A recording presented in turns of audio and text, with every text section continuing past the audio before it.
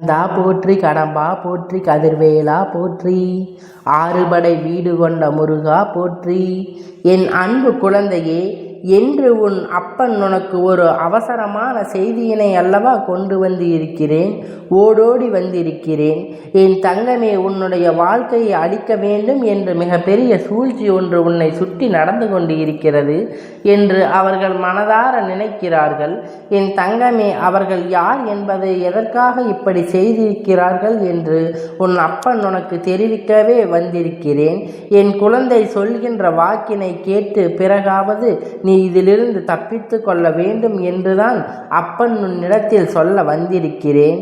என் குழந்தை, எதுவாக இருந்தாலும் அதற்கு முன்பாக நீ உன் அப்பனுடைய வாக்கினை கேட்டு முடித்துவிட்டு முன்பே பயம் கொள்ளக்கூடாது. இந்த அப்பன் உனக்கு வாழ்க்கையில் எந்த பாக்கியத்தையும் எல்லாவற்றையும் உனக்கு கொடுத்திருக்கிறேன் என்பதை நீ புரிந்து கொள்ள வேண்டும். யாருக்கும் கிடைக்காத ஒரு பாக்கியத்தை உனக்கு இப்பொழுது நான் கொடுத்திருக்கிறேன். சூழ்ச்சி வலைகளை எளிதாக அவர்களின் பின் விளையாடல் ஆன உன்னை நெருங்குவது என்பதை நிச்சயமாக முடியாத காரியம் அல்லவா? இந்த அப்பன் உன்னோடு துணை நிற்கும் பொழுது அவர் அத்தனை எளிதாக உன்னை இது போன்ற காரியத்தை செய்துவிட முடியுமா? என் தங்கமே, ஆனால் உனக்கு நடக்கின்ற விஷயம், உன்னை சுற்றி ஒருவர் செய்கின்ற விஷயம் நீ தெரிந்து கொள்ள வேண்டிய மிக அவசியமான விஷயம். அதனால்தான் உன் அப்பன் இன்றைக்கு உனக்கு அதனை தெரிவிக்க விட வேண்டும் என்று வந்திருக்கிறேன். என் தங்கமே, மனதை எப்பொழுதும் திடமாக வைத்து கொள்ள வேண்டும். எந்த நேரத்திலும் நம்மோடு இருக்கின்றவர்களை சரியாக, நம்மை சுற்றி இருப்பவர்களை சரியாக புரிந்து கொள்ள வேண்டும். நம் மீது என்ன விஷயங்களை தோல்வி இல்லாமல் முன்காட்டியே கணிக்கின்ற பக்குவங்களை எப்பொழுதும் உனக்குள் வைத்திருக்க வேண்டும். ஒருவர் உன்னிடத்தில் ஒரு விஷயத்தை பேசுகிறார் என்றால் அது என்ன நோக்கமாக இருக்கும் என்பதை பிரித்து தெரிந்து அறியும்படியாக என் குழந்தை உனக்குள் இருக்க வேண்டும். என் தங்கமே, இது உனக்கு மட்டுமல்ல, உன்னுடைய குடும்பத்திற்கு பின்பற்று கொண்டிருக்கிறார்கள். அவர்களுடைய நினைப்பு என்ன தெரியுமா? உன்னுடைய குடும்பத்தில் யாரேனும் ஒருவர் சந்தோஷமாக சிரித்தால் அது அவர்களுக்கு பிடிப்பதில்லை. உன் குடும்பத்தில் இருக்கின்றவர் சிரிப்பதே அவர்களுக்கு பிடிப்பதில்லை. யாரேனும் சந்தோஷமாக சிரித்தால் அது அவருக்கு பிடிப்பதில்லை. உன் குடும்பத்தில் இருப்பவர் சிரிப்பது பார்க்கவே அவர்களுக்கு விருப்பமில்லை. யாரேனும் உன் குடும்பத்தில் சத்தமாக சிரித்துவிட்டால் உடனே அவர்கள் அங்கு முழங்கிக் கொண்டு இருக்கிறார்கள். என்ன சத்தம் என்பது எல்லாம் சிரித்து கொண்டே இருக்கிறார்கள், மனதுக்குள் நினைக்கிறார்கள். என் தங்கமே, இதை சத்தம் அவர்கள் இல்லத்தில் நடந்தால் அது அவர்களுக்கு இனிமையாக இருக்கின்றது. உன்னுடைய இல்லத்தில் நடந்தால் அது அவர்களுக்கு பிடிப்பதில்லை. அப்படி என்றால் இதற்கு காரணம் என்னவாக இருக்க முடியும்? என் தங்கமே, இதற்கு ஒரே காரணம் மட்டும்தான் இருக்கிறது. என்ன தெரியுமா? அவர் குடும்பத்துக்குள் ஒற்றுமை இல்லை. அவர்கள் குடும்பத்திற்குள் நிம்மதி இல்லை. யார் இது போன்ற எண்ணங்களை மனதில் வைத்து கொண்டிருக்கிறாரோ அவரை சுற்றி நடக்கின்ற விஷயங்கள் எல்லாம் அவர் வாழ்க்கையில் தப்பாக நடந்து கொண்டிருக்கிறது. ஆனால் அருகில் இருக்கின்ற உன்னுடைய குடும்பத்தில் எப்பொழுதும் அவர்களுக்கிடையே போன்ற தோன்றினால் உன்னுடைய குடும்பத்தில் இருக்கின்ற எங்கள் எல்லா ஒரே சந்தோஷத்தை பற்றி மட்டுமே அறிந்து கஷ்டங்களை பற்றி தெரிந்தால் அவர்கள் இன்னும் சந்தோஷப்படுவார்கள். ஆனால் நல்ல வேளை அதற்கு அவர்களுக்கு வாய்ப்பு கிடைக்காமல் சந்தோஷப்படுவதை மட்டுமே தெரிந்து கொண்டு அங்கு மனவேதனை அடைந்து கொண்டு இருக்கிறார் என்பதில் அதிகமாக அவர் உணர்ச்சிகளை பொங்குகின்றன. அப்படி ஏனென்றால் இவர்கள் எந்த நேரத்திலும் எந்த விஷயத்தை செய்ய துணிந்தவர்களாக இருப்பார்கள்.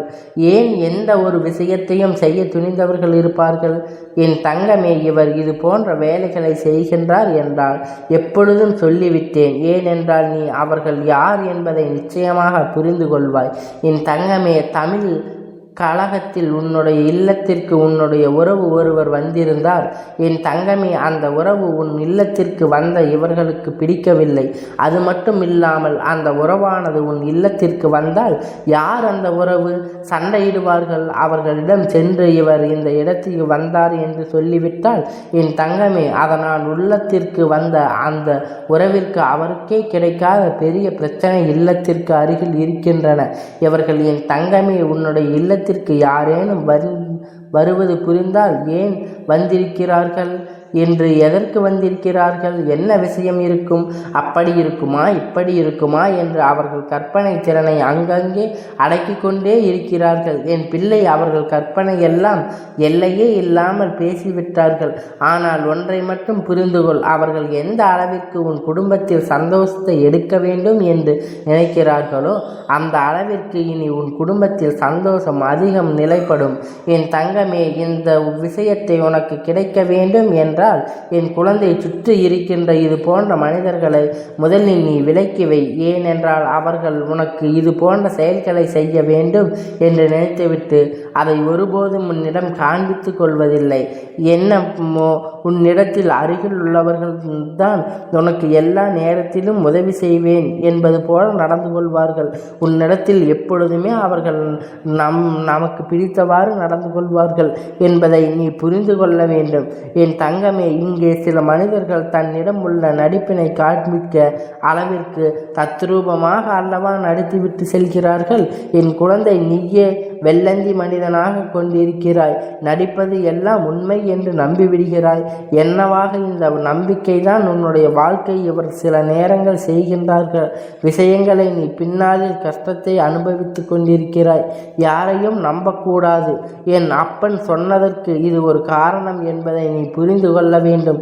உன் வாழ்க்கையில் வந்துவிட்ட பிறகு இது எல்லாமே சகஜமாக எடுத்துக்கொள்.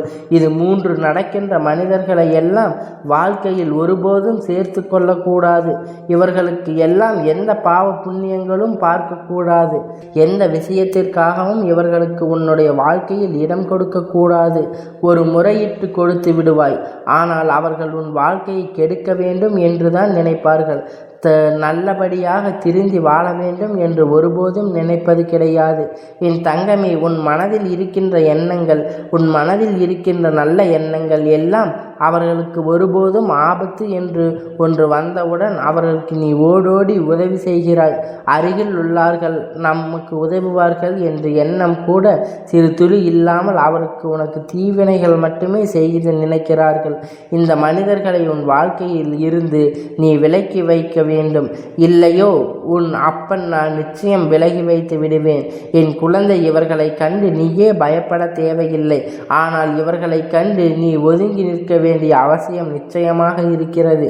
தன்னுடைய வேலையை விடுவித்து உன்னுடைய வேலையில் அதிக கவனமாக செலுத்துகின்றார். நிச்சயமாக வாழ்க்கை எந்த வகையிலும் உதித்தார்கள் என்பதை நீ புரிந்து கொள்ள வேண்டும். உன்னிடத்தில் இருந்த மிகப்பெரிய உதவியை பெற்றுவிட்டு உனக்கே சோதனைகளை செய்கின்ற மனதை கொண்டவர்கள் நிச்சயமாக இனி உன் வாழ்க்கையில் எந்த ஒரு உதவிக்கும் தேவைப்பட மாட்டார்கள் என்பதை நீ புரிந்து கொள்ள வேண்டும். உன் வாழ்க்கையை கெடுக்க நினைப்பவர்கள், உன் அருகில் இருப்பவர்கள் நல்லபடியாக விளங்கி வந்து விட வேண்டும் என்றுதான் அப்பன் உனக்கு இந்த எச்சரிக்கை செய்ததற்கு நல்ல நடத்தி தர காத்து கொண்டிருந்தேன். எப்பொழுதும் இது போன்ற மனிதர்கள் இது போன்ற செயல்களை செய்யும் பொழுது அது எனக்கு மேலும் மன வருத்தத்தை கொடுக்கிறது. எனவே இது போன்ற மனிதர்களிடத்தில் எப்பொழுதும் நீ உஷாராகவே இருக்க வேண்டும். எப்பொழுதும் அவரோடு பழக்க வழக்கங்களை சுருக்கி கொள்ள வேண்டும். என் தங்க பிள்ளையே, எப்பொழுதும் என்னுடைய ஆசீர்வாதங்கள் உனக்கு உண்டு. கந்தா போற்றி, கடம்பா போற்றி, கதிர்வேலா போற்றி, 6 படை வீடு கொண்ட முருகா போற்றி.